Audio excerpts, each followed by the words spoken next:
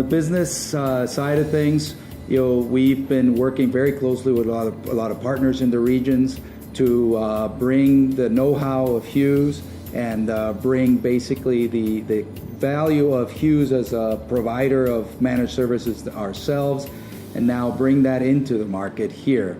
Second, in the area of staffing, we're adding a lot more staff into the region, both in sales and pre-sales, so that they can give our customers that full value that they need, because they're looking at deploying networks that we know how to do, and we want to offer almost not only as a service, but as part of them using our technology, the actual knowledge of how to best configure a satellite network for their needs. We're going to bring in, one of which is our kind of oil and gas focused communications hub, the HT2900. So this terminal will allow the user to deploy a full end-to-end remote terminal that includes backup, Wi-Fi, distribution, all localized in a rugged enclosure. We also are coming out with a community Wi-Fi solution that will allow you to extend the reach of your network not only to the VSAT, but then additional to reach the handhelds of the users that want to deploy a broadband connectivity solution. So a series of new things we're bringing to the market at AfricaCom and across all three things. Partnering being, of course, one of the main things we're working on this year, reaching out to all the local providers to offer technology and services as part of our solution.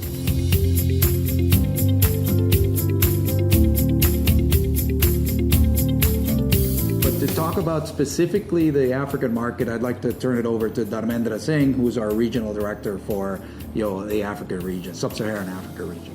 Thanks, Dan. So, adding to what Dan said in terms of features, apart from bringing all the new features, we are continuing to offer the features which are stabilized features coming from our previous generation of system, which is the virtual network operators like VNOs. That addresses one of the key challenge which we are facing in Africa is the cost. And it's that in most of these countries, there are many service operators, those who are pretty good with the customers, they have captive customer base, but they cannot afford to put in CapEx. So using this virtual network operator features, which comes as part of our standard offering, and wherein the end customer doesn't pay for any licenses, we can have the earth stations in key countries, and the smaller ISPs and the VSAT operators can use that and offer managed services using the VNO network on the existing system. So that's one. The regulatory framework is another big challenge, and thankfully it's getting better and better.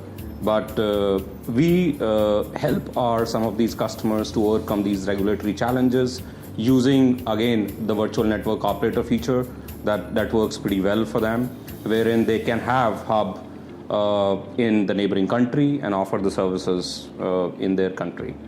And apart from that, of course, pricing is another challenge where the end user in Africa, prospect base is not increasing because ARPUs were pretty higher, purely because a lot of small operators have invested in the hub, and ultimately it's the customer who has to pay. Now, using this feature, that cost, which is few $1 million cost setting up an earth station, can be shared by tens of the virtual network operators, which translate to the lower ARPU, lower cost to the end customers, which increases the prospect base significantly for our customers and the end customers as well.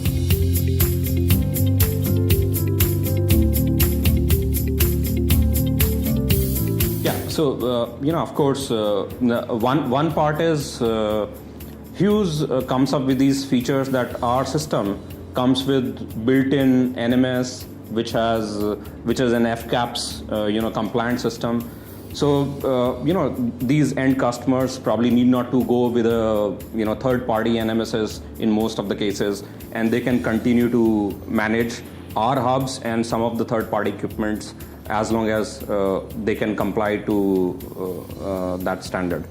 Another thing that we do a lot of is work with our customers on optimizing the use of their bandwidth. That's one of the biggest benefits that Hughes brings, because we ourselves are consumers of bandwidth. We ourselves buy and operate satellites and networks around the world.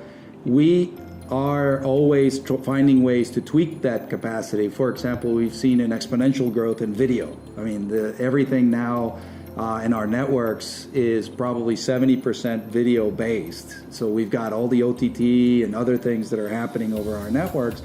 And being able to optimize that and prioritize that over other traffic profiles that, is really an important part of what we bring to the table, because it's not